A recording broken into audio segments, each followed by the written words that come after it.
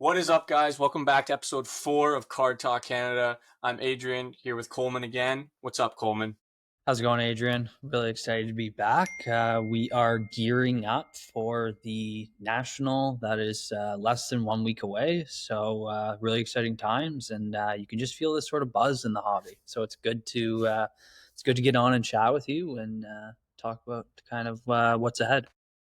Yeah, I completely agree. I think the hobby's starting to really buzz a lot more than a lot of people expected this offseason. OPG, for one, still running strong. Everyone's still ripping. Everyone's still finding the goodies, and the sales keep following it up. Well, yeah, exactly. Speaking of that, the Mitchkoff, the Sesame Gold Auto, just did almost $1,600 Canadian on eBay. So you can see the prices are holding strong, and I can just tell like the buzz in the Ottawa area is people want platinum. People want to have platinum singles. They want to be opening platinum. I think right now we were just talking about this earlier, but platinum might still be a really good buy because we haven't seen those major price dips yet. Yeah, it seems to be holding steadier than most boxes on release. Usually, the hype lasts about a week and a half, and then the dip starts to dip. But it seems like we're holding strong. A lot of people have a lot of belief in a lot of the rookies out of that class, and Platinum's really showing how strong that is. Well, I think there's also, again, as you said, the rookie class people just love so much with Hudson, Celebrini, Mitchkoff, and even like the mid tier players, they bring so much as well. So I think there's a lot of value in the platinum boxes. And I think, and again, platinum's one of the staple products in the hobby that everyone looks for. And I think that long term, maybe picking up some of those lower numbered parallel autos or just the lower numbered stuff of the good rookies might be good to have around the season or going into Toronto Expo time. But the buzz is still there. We can see on eBay and auctions and everything that there is still a strong singles presence for OPG Platinum. Have you picked anything up from OPG Platinum? I know recently I just picked up a Will Smith Emerald Surge Auto, so that will be coming in hopefully this week. I don't know, Adrian, have you gotten anything or gotten into the platinum at all? I haven't had the luck of seeing any of the new Platinum at shows yet, and I haven't ripped anything yet. I've been waiting for SPA. That's where I was going to do some of my off season ripping. But I think SPA was originally scheduled for July 30th, and it was delayed 2 weeks to August 13th. And I think that might have played a factor in OPG holding its ground for so long, right? Because it is the same draft class, and it'd be pretty crazy if they had two staples released in the same month. So it was probably a good decision by Upper Deck to spread them out a bit further. Well, and you look at possibly when the SPA comes out and the Future Watch autos come out, that the value of some of the platinum stuff, the platinum autos, decreases because right now there's not many good products that you can get this rookie class of autos in. And once the Future Watch autos come out, that will be a chase for most people for Hudson, Celebrini, Mitchkoff. I don't even want to think about where the Hudson in that is going to start at. But if we saw anything like last year with Bedard, it's going to start off really, really high. Then it's going to tumble, tumble, tumble until it hits kind of like a good point. And then I think there's good growth in Bedard this year, kind of switching topics from OPG to this. But I think that's another one. Even though he had his massive fall, I feel like if you get in at the right point, it's still a good point to be in at. Yeah, I've definitely. I've been saying it over and over. I want to pick up a Bedard SPA Future Watch Auto. That's on my hunt list for the summer, but it has started to trend upwards again. So I don't know if I might have missed my chance, but I think I think Lane Hudson and Matthew Celebrini are going to give him a good push for his dollars. I think on release, I think we might see Celebrini comp above 2. Same with Hudson. I think he's going to be over 2K. It's going to be crazy. And it's gonna be crazy. If an inscribed gets pulled in the first night, like that would be nuts. Yeah. That dollar sign's gonna be huge. I would love to be the one to pull that or pull a Future Watch Auto patch, like a nice nasty 3 color. That would be really nice. One of those would be nice for sure. Yeah, we'll keep it moving. There's been quite a few shows. I had this was our first weekend actually that we weren't really at the same shows. We were doing separate shows. I was set up at the True Gem Sports Cards show, and it's a smaller show, but it turned out pretty well. It was 80% sports, which we haven't seen in a while at a show, and there was lots of movement. I had a massive deal happen quickly. I moved off of my full set of Austin Matthews Future Watch Auto Patch, Nylander Future Watch Auto Patch, and Matthew Nyes Future Watch Auto Patch, Crazy. and it was a bit of a slow negotiation, and then he dropped the cash in front of me for his offer, and it was a little hard to argue seeing the cash in front of my face. So It happens. it was one of those. It was a big time deal. It came out of left field for me, but we had a few other back and forth deals. Nick picked up some goodies. This was Nick's big pickup at that show out of Goodwin's Champions, Very nice. the Lemieux Gretzky auto from the golf course. Those are sweet. The autos are really nice on those ones. Yeah. What are your thoughts on Goodwin's of Champions?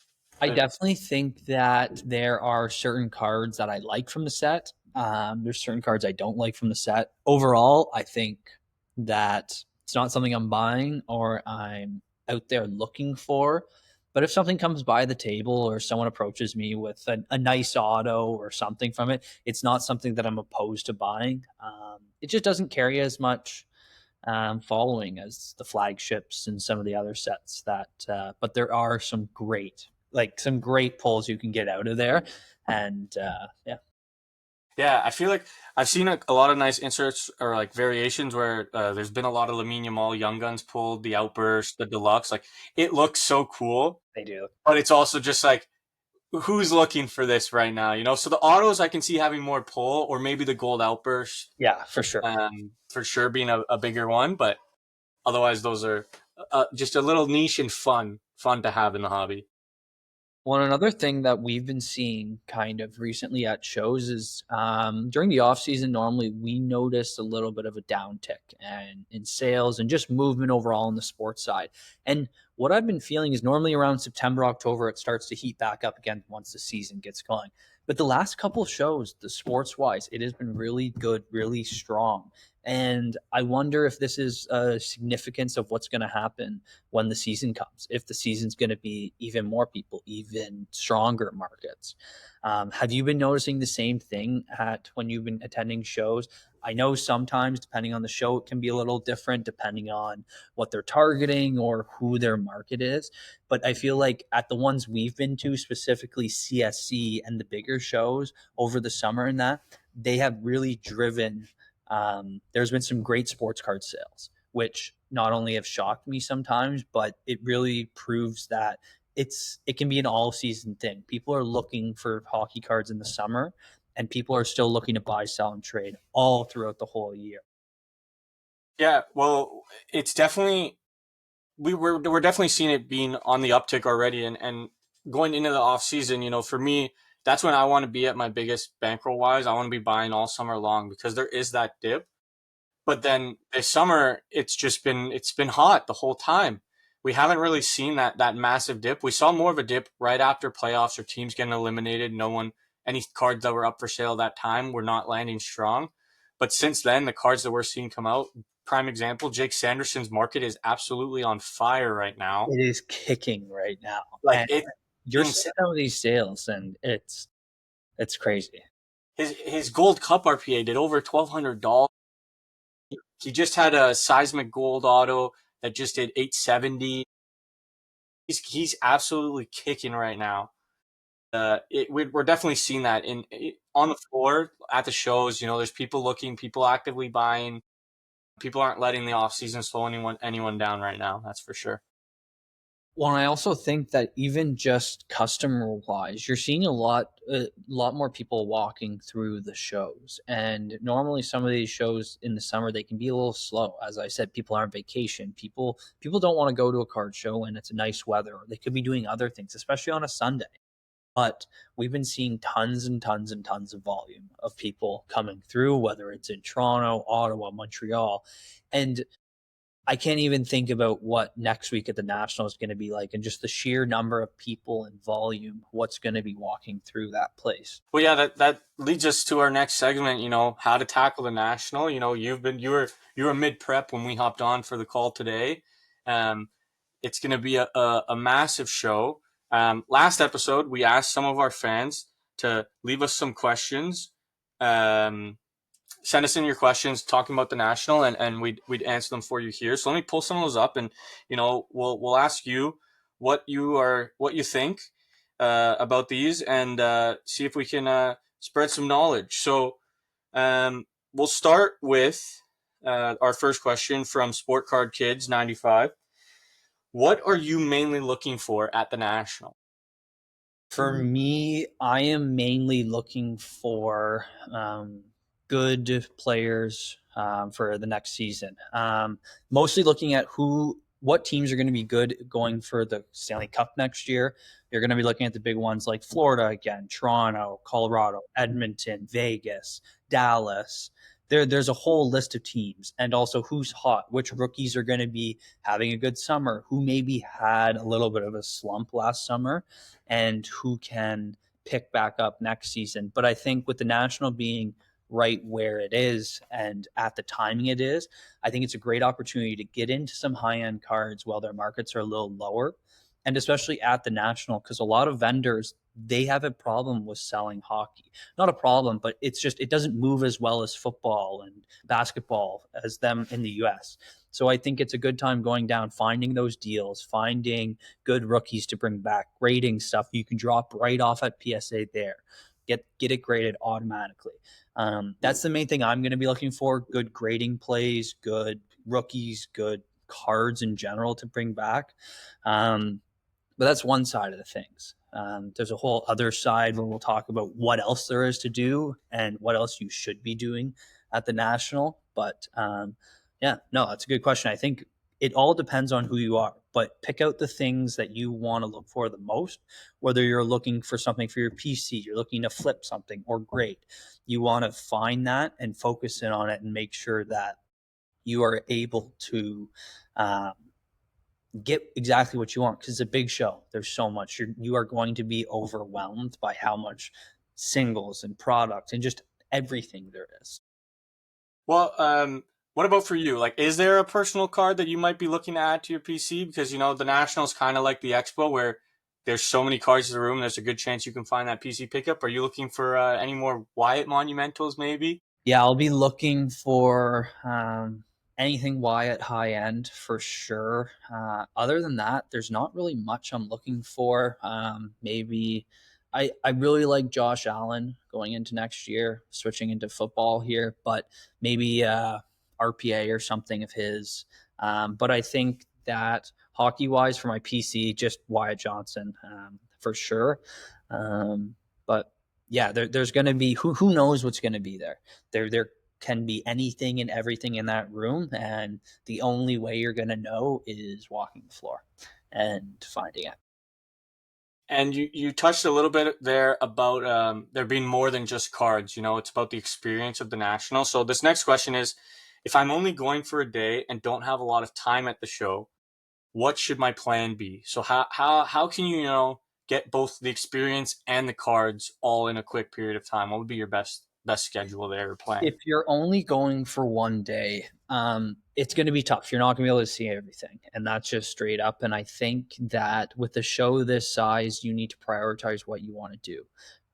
If you want to go visit all the corporate partners and go see PSA, Beckett, go see Golden Setup, go see Sotheby's, Heritage, all the auction houses, all just the corporate side of thing, walk through there. But if you're looking specifically for cards and want to go to a card show and buy and sell stuff, stick on the show floor, walk around. There are tables and tables and tables to go through.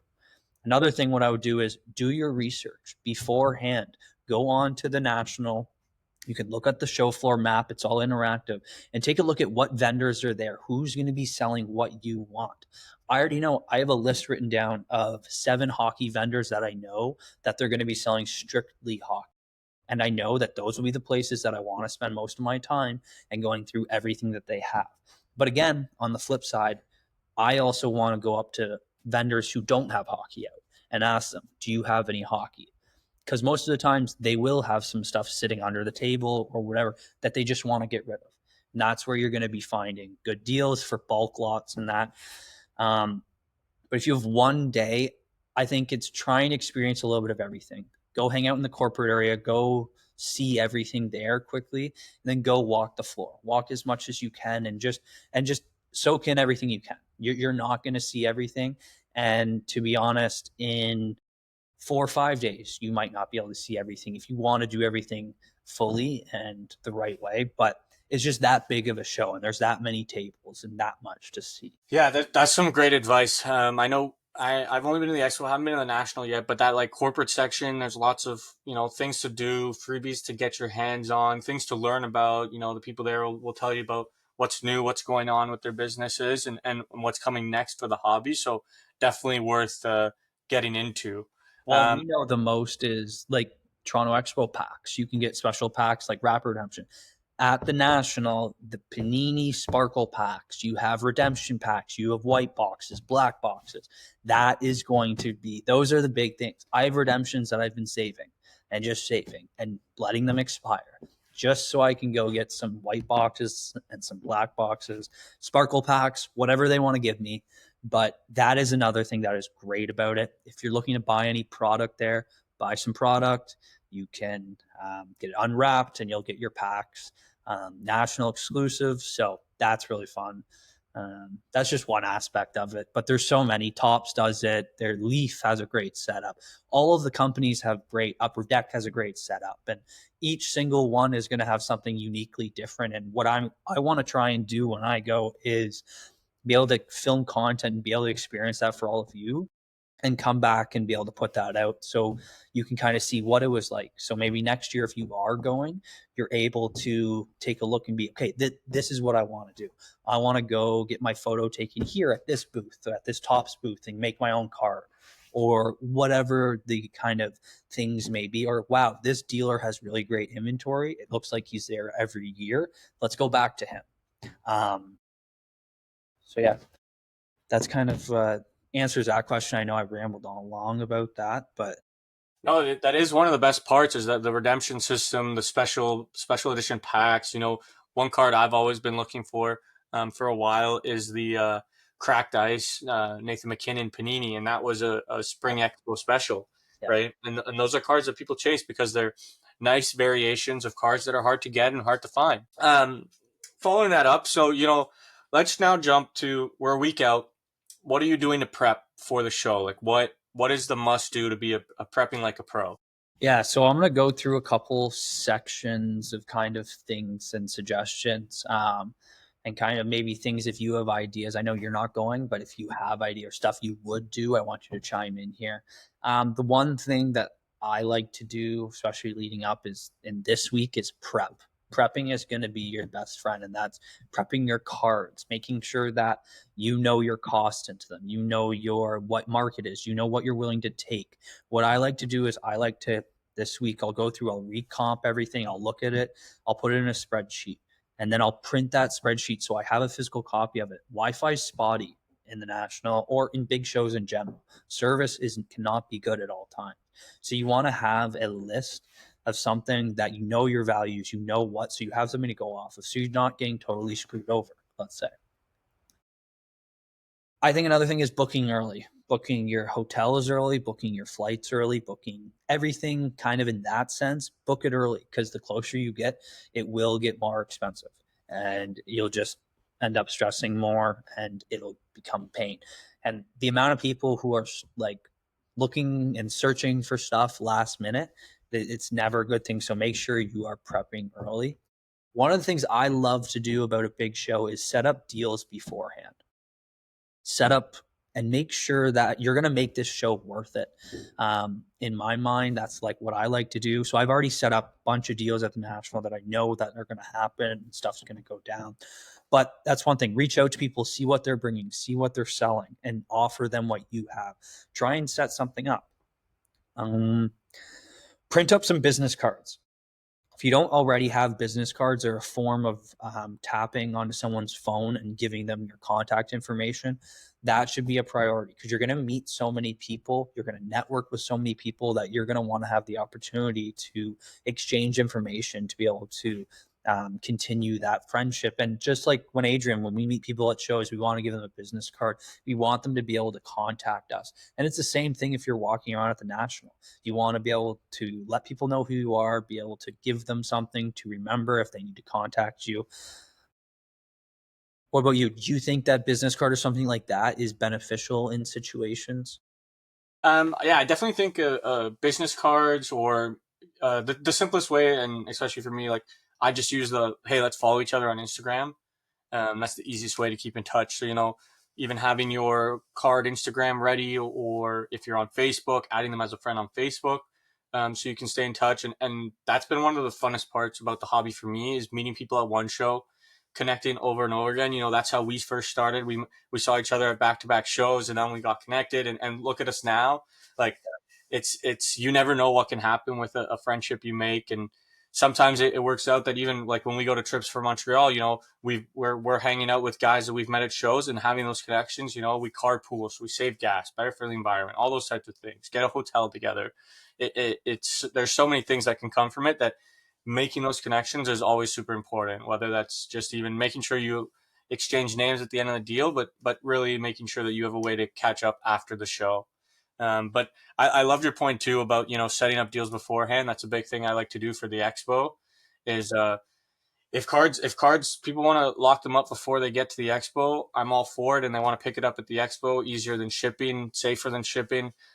Big fan of that. So that also just helps make your experience more worth it because it's less cards to shop at the expo, but then also it's just a clean deal, stress free to get you started and build that momentum for the rest of the deals to come throughout the show. What we're going to do here is pull up just a little map of the Nash. Yeah, so I just want to kind of bring up just so people can kind of see how big it actually is. So up here, we're going to have, this is going to be your corporate area here with all you got Fanatics, Tops, Panini, David Adams, Golden, eBay, Heritage, Upper Deck, all of these.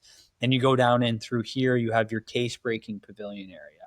So this is going to be where all your breakers are going to be. Everyone who streams on Whatnot, Fanatics, all of that, they're all going to be here. Down here, you have more corporate area with more grading stuff. As you see, PSA has massive setups for huge amounts of grading that's going to be done. Down in the bottom here, you have TriStar, which is going to be your autograph pavilion where everything is going to be happening for all the signing.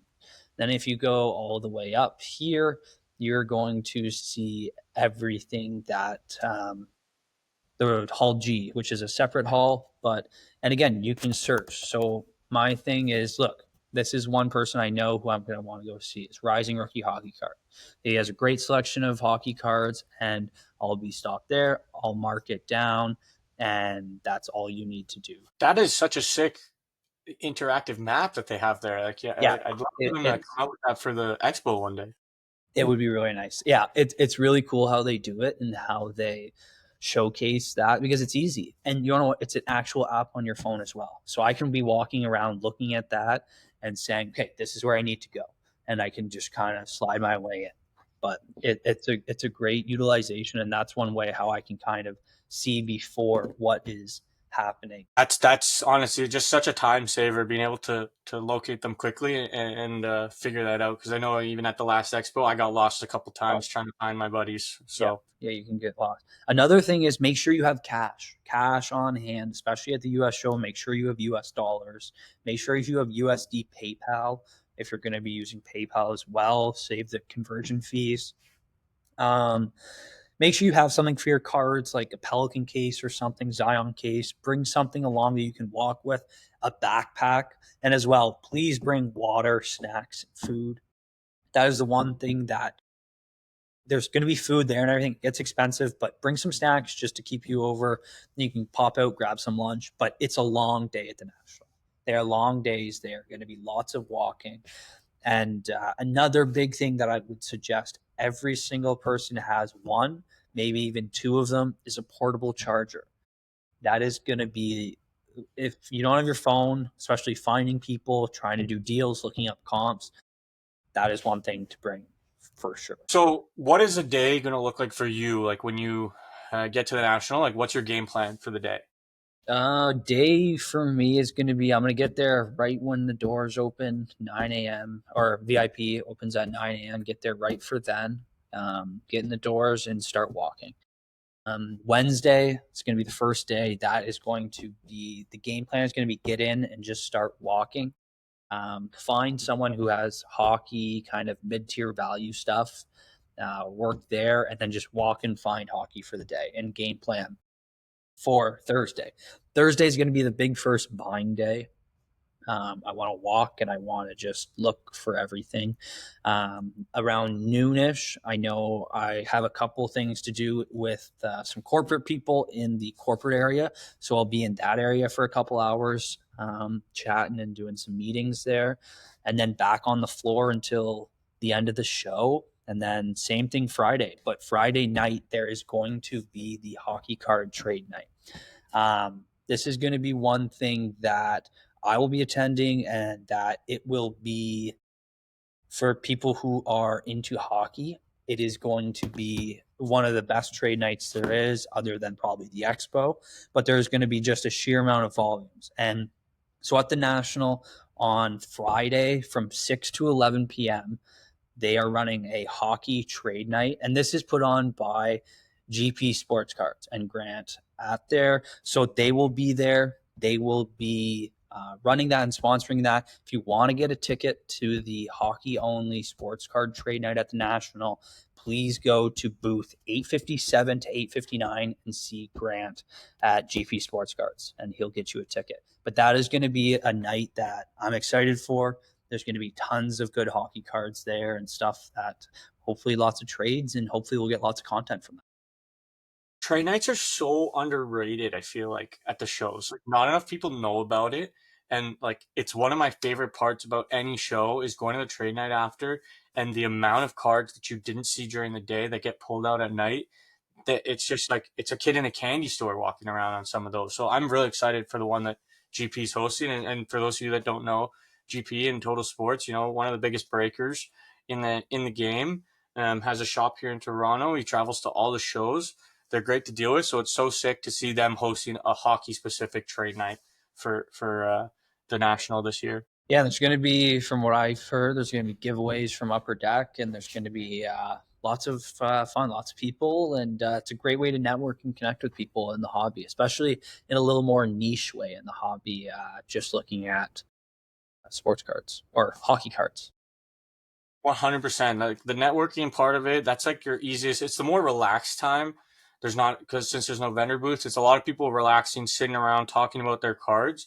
It's much easier to make friends, make connections, learn about new people, new stories, and find some new cards that you don't get to see too often. And another thing, just kind of piggybacking on that about networking, this is going to be, that is one of the main things that I am going down there for, is to put faces to names of people who I've emailed with or talked to, and just meet as many new people as I can. Get my face in front of people, shake people's hands and meet them, and just try and expand my knowledge and my network of people in the hobby. And same with try and bring network people back for Adrian to deal with and for all of us to deal with, and just expand our horizon of it.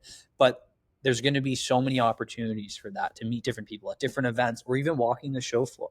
Introduce yourself to all the vendors, introduce yourself to people walking. You never know who's going to be beside you. You never know what connection you're going to make.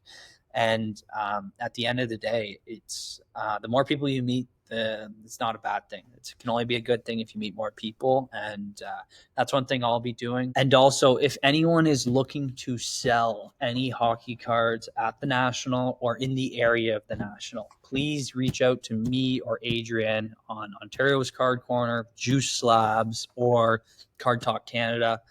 We will travel to you, and we are looking to buy full collections, singles, wax, whatever hockey stuff you have.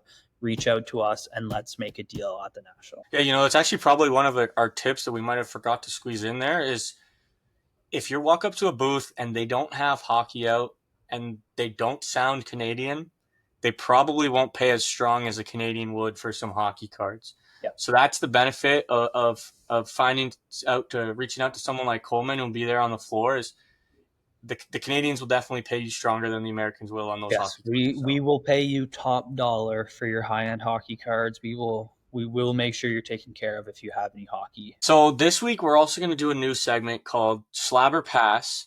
Coleman, run us through how this is going to work. Yeah, so basically we are going to be asking a series of questions each week, and we're going to discuss them quickly, but we also want you to answer them. We're going to be posting on our stories the questions with a poll for response, and we want you to answer them. So basically, Slab, you're in, like, you would buy that card, you would grade that card, you would do whatever with that card. A pass would be you wouldn't touch that card, you would not. So our first one is going to be Connor Bedard PSA 10 Young Gun at $700.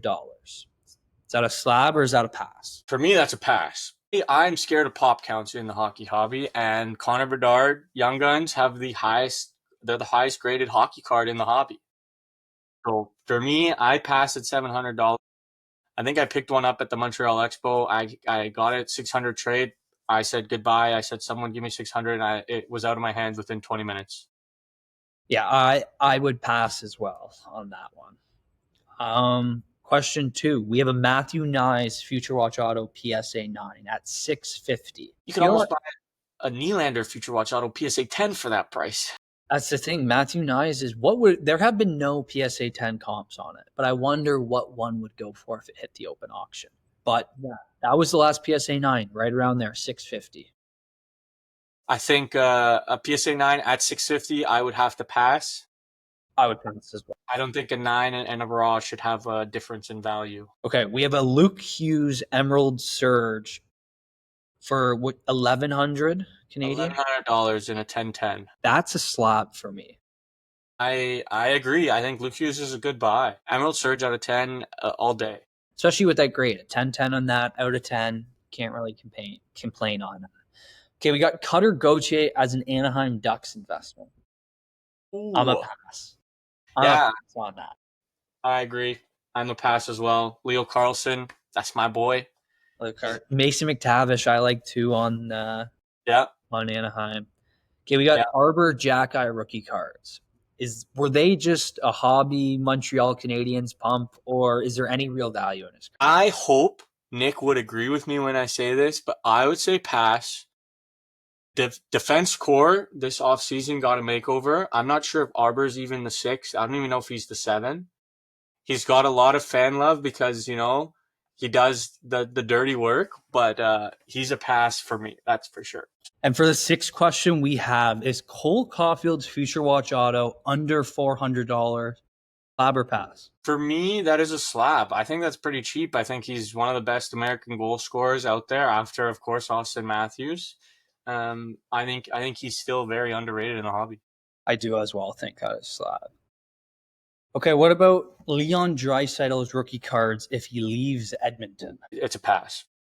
That's for me as well. I think he's a pass if McDavid leaves Edmonton and Leon stays. I think so too. But I think he'd become Kucherov 2.0. Here you go. Clear cut young guns. Grade them every time or never grade them. Oh, that one hurts my heart. I grade them every time. You slab yours up every time, don't you? Every single time. Where are they? My only 2 pulls, the clear cut young guns. They did me dirty. We got a nice Jordan Harris, PSA 9, of course, and the stud Nikita Okoydiuk. Who? You got to grade them every time. If you pull it, you got to grade it. In a clear cut, they're so hard to hit. It's worth the chance. Worst case, you have new PC cards that you'll hold forever. There you go. I agree. Okay, we have 2005, 2006 Upper Deck Series 1. Crosby rookie. Sealed case? Long-term investment or no? That is a tough question. I'm not going to lie. That would be a slab for me if they were easily accessible. I would buy one in a heartbeat. I feel like his values are very underrated still when you look at where some other. Yeah, you know what? I think you're right. I think I would slab that as well. I think it's a really cool piece to hold long term that you can't go wrong there. Okay, this is going to be controversial. Would you rather sealed wax or slabs for long term investment? I'm gonna say slab. So a slab. I don't have any, but they're safer in a way that they're slower in movement, so they'll either grow really slowly or depreciate very slowly. Okay, the last question for the episode is going to be slab or pass one of ones. Are you slabbing all of them, even though it won't, it doesn't add value? Does it add value? The question is slab or pass one of ones. I think slab. I put all my one of ones in a slab, but Yeah, even if it's authentic, I yeah. like the way it looks. I think it's presented. It's very nice that way, but Cards deserve to be protected. exactly. There you go. And then you can put them in a nice a mag, like a protector. So, but we will get these questions out to you guys when the episode comes out, and we want to hear from you. We want to hear whether you guys would slab or pass on most of these. But yeah, it's been really good talking and kind of getting ready to prep for the national. And I know that next week's episode is we're gonna try and get it out on Thursday. It's gonna be Wednesday night. We'll film it, but right after preview night of the national, I want to get you guys some information from inside the national after day one. And so yeah, so that's our next episode is gonna be really exciting. I will be in Chicago, and we'll be getting some questions from Adrian and kind of updating on how things are going back here. Yeah, I'm very excited to be able to pick your brain after day one of the national. You know, I'm going to be living the national through you. So I hope all our listeners stay tuned for that midweek episode that will drop next week. Keep everyone in the know. Perfect. Well, that wraps it up for episode 4, and we'll see you guys later. Thanks, everyone. Have a great one.